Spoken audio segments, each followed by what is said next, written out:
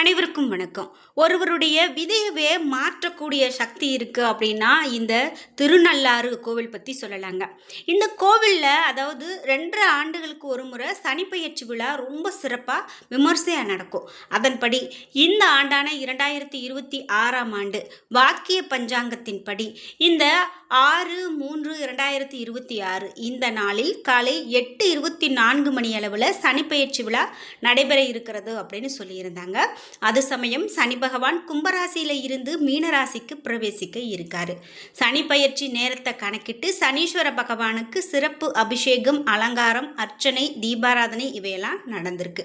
குறிப்பிட்டு இன்னும் இந்த 2026ஆம் ஆண்டினுடைய சனி பெயர்ச்சி பற்றிய என்னென்ன தகவல்கள்லாம் இருக்குது அப்படிங்கிறத நம்ம பார்த்துக்கலாம். முக்கியமாக இந்த நாளில் நம்ம என்ன மாதிரியான வழிபாடுகள் செய்யணும், இந்த திருநள்ளாறில் இன்னும் என்னென்ன மாதிரியான விஷயங்கள்லாம் நடந்தது, ஒரு சில ராசிக்காரர்களுக்கு என்ன மாதிரியான பலன்கள் இருக்குது, ஒரு பரிகாரம் செய்யணும் அப்படின்னா நாம் எப்படி பரிகாரம் செய்யணும், இது எல்லாம் நம்ம இந்த வீடியோவில் பார்த்து தெரிஞ்சுக்க போகிறோம். வீடியோ கண்டிப்பாக உங்களுக்கு ரொம்ப பயனுள்ளதாக இருக்கும். கடைசி வரைக்கும் ஸ்கிப் பண்ணாமல் பாருங்கள். வீடியோவை ஸ்கிப் பண்ணாமல் பாருங்கள். நீங்கள் இன்னும் உற்சாகம் டிவி சேனலை சப்ஸ்கிரைப் பண்ணாமல் இருந்தால் சப்ஸ்கிரைப் பண்ணிக்கோங்க. கூடவே இருக்க பெல் ஐக்கானை மறக்காமல் கிளிக் பண்ணிடுங்க. வாங்க வீடியோக்குள்ளே போகலாம். இந்த வீடியோவை பார்த்துட்டு இருக்கக்கூடிய உங்களுக்கு ஏதாவது தோஷங்கள் இருக்கும், அதனால தான் நம்ம வாழ்க்கையில் நினைத்த வேலை கிடைக்கல, நினைத்த திருமணம் நடக்கலை, வீடு கட்டணும்னு நினச்சேன் கட்ட முடியல, தொழில் நல்லபடியாக அமையலை, இந்த மாதிரிலாம் நிறைய பேர் நிறைய பிரச்சனைகளை கொண்டு இருப்பாங்க. அப்படியெல்லாம் உங்களுக்கு பிரச்சனைகள் இருக்குது அப்படின்னா இந்த வீடியோவுக்கு கீழே டிஸ்கிரிப்ஷனில் வராகியம்மன் ஜோதிட நிலையத்தின் தொலைபேசி எண் கொடுத்துருக்கேன். அந்த எண்ணுக்கு தொடர்பு கொண்டு பேசி பாருங்கள். கண்டிப்பாக எல்லா பிரச்சனைகளும் தீர்ப்பதற்கான சரியான வழிமுறைகள் சொல்லப்படும். சனி பகவான் ஒரு ராசியில் 2.5 வருஷம் இருப்பார் அப்படின்னு சொன்னோம். அந்த 2.5 வருஷமும் அவர்களுக்கு நிறைய ஒரு கஷ்டப்படுற மாதிரியான பலன்கள் வரலாம். இருந்தாலும் சனி போல கெடுப்பாரும் இல்லை கொடுப்பாரும் இல்லை அப்படின்னு சொல்லுவாங்க. சனி பகவான் நன்மையான பலன்களை நிறைய கொடுத்துட்டு தான் போவாராம். நவகிரகங்கள்லேயே ஈஸ்வரன் பட்டம் பெற்ற ஒரே கிரகம் சனி பகவான் மட்டும்தான். இவர் தர்மத்தை நிலைநாட்டக்கூடியவர். நாம் என்ன விஷயம் செய்கிறோமோ அதுக்கு தகுந்த மாதிரி நமக்கு பலனை கொடுக்கக்கூடிய கடவுள் சனி பகவான். விநாயகர், ஆஞ்சநேயரை வழிபடுறவங்க சனிக்கிழமையில் விரதம் இருந்து வழிபடுறவங்களும் சனி பகவானுடைய கெடு பார்வை ஒன்றுமே செய்யாது அப்படின்னு சொல்லலாம். சரி, இந்த நவகிரக தலங்களில் சனீஸ்வர பகவானுக்கு உரிய முக்கியமான பரிகார தலமாக பார்க்கப்படுவது புதுச்சேரி மாநிலம் திருநள்ளாறு தலத்தில் இருக்கக்கூடிய தர்பாரண்யேஸ்வரர் கோவில் தான். இது புதுச்சேரி மாநிலத்திற்கு உட்பட்ட பகுதியில் அமைஞ்சிருக்கு. நவகிரகங்களில் மந்தகாரகன் அப்படின்னு குறிப்பிடப்படக்கூடிய சனி பகவான் சூரிய தேவன் மற்றும் சாயாதேவியினுடைய மகன். காகத்தை வாகனமாக கொண்டவர், கருப்பு நிற வஸ்திரம் அணிந்தவர்.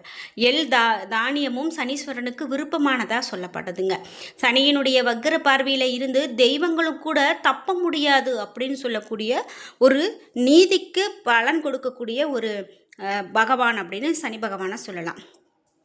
ஒவ்வொருவரையும் 7.5 ஆண்டுகள் பிடித்தே தீருவார் சனி பகவான் அப்படின்னு சொல்லுவாங்க. குறிப்பிட்டு நாம் இந்த மாதிரி சனிக்கிழமையில் வழிபாடுகள்லாம் செய்யும்போது அப்படி ஆஞ்சநேயர் மற்றும் விநாயகர் மட்டுமே சனி பிடிக்காத தெய்வங்களாக சொல்லப்படுது. நாம் அவர்களை வழிபாடு செய்யும்போது நமக்கு பெரிய பாதிப்புகள் எதுவும் ஏற்படாது அப்படின்னு கூட சொல்லலாம். இந்த திருநள்ளாறு கோவிலுக்கு நீங்கள் போயிருக்கீங்க அப்படின்னா மறக்காமல் உங்களுடைய கருத்துக்களை கமெண்ட் பாக்ஸில் பதிவிடுங்க. இந்த கடவுளை நம்ம வழிபாடு செய்யும்போது இன்னும் என்னென்ன மாதிரியான தகவல்கள்லாம் சொல்லப்படுது அப்படின்னு பார்த்தீங்கன்னா, இப்படி நாம் சனி பகவானுக்காக பரிகாரங்கள் அப்படின்னு விதியை மாற்றக்கூடியது அப்படின்னு சொல்லும்போது நம்ம பரிகாரம் எப்படியெல்லாம் செய்யணும் அப்படின்னு பார்க்கும்போது, ஆதியில் இருந்த இந்த தலம் அப்படின்னு பார்த்தீங்கன்னா தர்பாரண்யம் அப்படின்னு சொல்லப்பட்டிருக்கு. தற்போது திருநள்ளாறு என்று போற்றப்படுது. இந்த ஊருக்கு வடக்கே நூலாறு, வாஞ்சி ஆறு, தெற்கே அரசலாறு இவையெல்லாம் ஓடுது. நடுவே ஊர் அமைந்திருக்கிறதுனால திருநள்ளாறு அப்படின்னு அழைக்கப்படுறதாகவும் சொல்லப்படுது. சனியினுடைய கொடுமைக்கு ஆளான நலன் இங்கு தர்பாரண்யேஸ்வரர் சுவாமியை வழிபாடு செய்து சனியினுடைய பிடியிலிருந்து விடுபட்டு மன அமைதி பெற்றார் அப்படின்னும், எனவே இந்த ஊர் நலன் ஆறு என்று நல்லாறு ஆகி திரு என்ற அடைமொழியோடு திருநள்ளாறு என்று ஆகின்றதா சொல்லுவாங்க. திருநள்ளாற்றில் பிரம்மாவும் 8 திக்கு பாலகர்கள் அப்படின்னு சொல்லப்படக்கூடிய இந்திரன், வருணன், அக்னி, யமன், நிருதி, வாயு, குபேரன், ஈசானன் ஆகியோரும் முனிவர்களும் சிவலிங்க பிரதிஷ்டை செய்து வழிபட்டதால் 17 சிவலிங்கங்களும் 13 தீர்த்தங்களும் இருக்கிறது அப்படின்னு சொல்லலாம். இப்படி நிறைய விஷயங்கள் இந்த கோவிலில் ஆச்சரியப்படும் வகையில் இருக்கக்கூடியதை நம்மளால் பார்க்க முடியும். குறிப்பிட்டு ஜென்ம சனி, கண்ட சனி, அஷ்டமத்து சனி, மத்திய சனி, ஆத்திய சனி, ஏழரை சனி அப்படின்னு சனி பகவானால் எத்தனை பாதிப்புகள் ஏற்பட்டிருந்தாலும் இந்த தலத்திற்கு பரிகாரம் செய்வது வழக்கம் அப்படின்னு சொல்லலாம். அப்படி நம்ம செய்யும்போது நிச்சயமாக நமக்கு அந்த சனியினுடைய பிடியிலிருந்து விடுபட முடியும். நல திருத்தத்தில் நீராடி எல் தீபம் ஏற்றி கருங்குவளை மலர் சாத்தி சனீஸ்வரனை வணங்கினோம் அப்படின்னா தீராத துயரமும் தீரும். திருநள்ளாறு வரக்கூடிய பக்தர்கள் நலத்தீர்த்தம் சென்று வளமாக சுற்றி வணங்கி குளத்தின் நடுவே இருக்கக்கூடிய நலன் தமயந்தி சிலைகளை வணங்க வேண்டும் அப்படின்னு சொல்லுவாங்க. திருக்கோவிலில் இருக்கக்கூடிய ஸ்வர்ண கணபதி முருகர் சன்னதியை வணங்கி திருநள்ளாற்றினுடைய நாயக்கர் தர்பாரண்யேஸ்வரரையும் அடுத்து தியாகேஸ்வரரையும் வணங்கலாம். தொடர்ந்து பிராணேஸ்வரி அம்மனை வழிபாடு செய்த பிறகு இங்கே இருக்கக்கூடிய சனி பகவானை தரிசிக்கலாம். சனி பகவானை சனிக்கிழமை மட்டும் இல்லாமல் வாரத்தினுடைய எல்லா நாட்களிலும் வரக்கூடிய சனி ஹோரை நேரத்திலும் வழிபாடு செய்யலாம். கூடுதல் பலன் கிடைக்கும். சனி பகவானுக்கு நல்லெண்ணெய் அபிஷேகம் செய்து கருப்பு வஸ்திரம், வடைமாலை சாத்தி, எல் சாதம், நெய் தீபம் இவையெல்லாம் ஏற்றி நம்ம நெய்வேத்தியம் கொடுக்கலாம். திருநள்ளாறு தர்பாரண்யேஸ்வரர் கோவிலில் நவ விடங்க தியாகர் கோவில் ஒன்று இருக்குதுங்க. அதே போல் முசுகுந்தன் பெற்ற வரத்தின் பயனாக அவருக்கு இந்திரன் மூலமாக கிடைத்த 7 தியாக விடங்கர் சிலையும் முசுகுந்தன் பூலோகத்தின் 7 ஆலயங்களில் பிரதிஷ்டை செய்ததாகவும் அவற்றில் 2வது தியாக விடங்கர் திருநள்ளாற்றில் அருள்பாலிக்கிறார் அப்படின்னு சொல்கிறாங்க. திருநள்ளாறு தலத்தில் இருக்கக்கூடிய மரகத லிங்கம் பச்சை ரத்தினம் அதற்கு ஆகும் அப்படின்னு சொல்கிறாங்க. அதே போல் இதற்கு இணையான வேறு லிங்கம் இந்த உலகத்தில் எங்கேயுமே கிடையாதான்.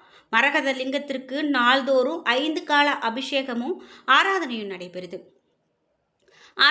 ஆராதனைக்கு பிறகு வழங்கப்படக்கூடிய அபிஷேகம் சந்தனம், பால், பஞ்சாமிர்தம், பன்னீர் முதலானவற்றை தீராத நோய்களை தீர்ப்பதாகவும் பக்தர்கள் சொல்கிறாங்க. திருநள்ளாறு தர்பாரண்யேஸ்வரரையும் பிராணேஸ்வரியையும் சனீஸ்வர பகவானையும் வழிபடுவதோடு இந்த மரகத லிங்கமான நவ விடங்க தியாகரையும் வழிபாடு செய்துவாங்க. அது மிக மிக நல்லது. குறிப்பிட்டு சனி பகவானால் நமக்கு எந்த கெடுதலும் வராமல் இந்த தர்பாரண்யேஸ்வரரும் சனீஸ்வர பகவானும் நமக்கு துணை இருப்பாங்க. காரைக்காலில் இருந்து மேற்கே 6 கிலோமீட்டர் தூரத்தில் திருநள்ளாறு தலம் அமைஞ்சிருக்கு. கும்பகோணம் மயிலாடுதுறையில் இருந்து 40 கிலோமீட்டர் தொலைவிலும் இந்த தலம் அமைஞ்சிருக்கு. நீங்கள் இந்த தலத்துக்கு போயிருக்கீங்க அப்படின்னா மறக்காமல் உங்களுடைய கருத்துக்களை கமெண்ட் பாக்ஸில் பதிவிடுங்க. திருநள்ளாறுக்கு இது வரைக்கும் நான் போனதில்லை அப்படின்னா இந்த நேரத்தில் நீங்கள் நினைத்து வழிபாடு செய்து கொள்ளுங்கள். நிச்சயமாக உங்களுக்கு அந்த இடத்துக்கு போகிறதுக்கான ஒரு நல்ல ஒரு பாதை அமையும் அப்படின்னு சொல்லலாம். இந்த திருநள்ளாறு கோவிலுக்கு நம்ம ஒரு முறை வாழ்க்கையில் போய் வழிபாடு செய்துட்டு வந்தோம் அப்படின்னாலே போதும், நிச்சயமாக நல்லதொரு பலன் கிடைக்கும் அப்படின்னு சொல்லலாங்க. நாம் போக வேண்டிய முக்கியமான கோவில்களில் இதுவும் ஒன்று. சுயம்புவாக தோன்றிய லிங்கத்தை நாம் இந்த கோவிலில் பார்க்க முடியும். லிங்கத்தின் மீது தர்ப்பை புற்களினுடைய தடம் இன்னைக்கும் இருக்கிறதையும் பார்க்க முடியும். நாம் இங்கே சனீஸ்வரரை வழிபட்ட பிறகுதான் சிவனையே வழிபாடு செய்வாங்க. அதே போல் மூலவராக தர்பாரண்யேஸ்வரர் பார்த்தோம். இங்கே தீர்த்தமாக நலன் தீர்த்தம், பிரம்ம தீர்த்தம், வாணி தீர்த்தம் இருக்கிறதையும் பார்க்க முடியும். இந்த கோவில் பற்றி இன்னும் என்னென்ன தகவல்கள் சொல்லணும் அப்படின்னு பார்த்தீங்கன்னா, ஒரு முறை இந்த பகுதியை ஆண்ட மன்னன் தீவிர சிவபக்தனான இடையனிடம் தினமும் இந்த கோவிலில் இருக்கக்கூடிய சிவனின் அபிஷேகத்துக்காக பால் கொடுக்க உத்தரவிட்டாராம். இடையரும் தவறாது அபிஷேகத்திற்கு பால் வணங்கி வந்தாங்க. அரசு அதிகாரி ஒருவர் இடையனை மிரட்டி அந்த பாலை தனது வீட்டுக்கு எடுத்து கொண்டு போயிட்டு இருந்தாங்களாம்.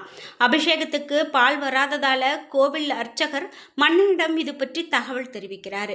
இடையன் அபிஷேகத்துக்கு பால் வழங்குவதில்லை என்ற விபரத்தையும் சொல்கிறாங்க.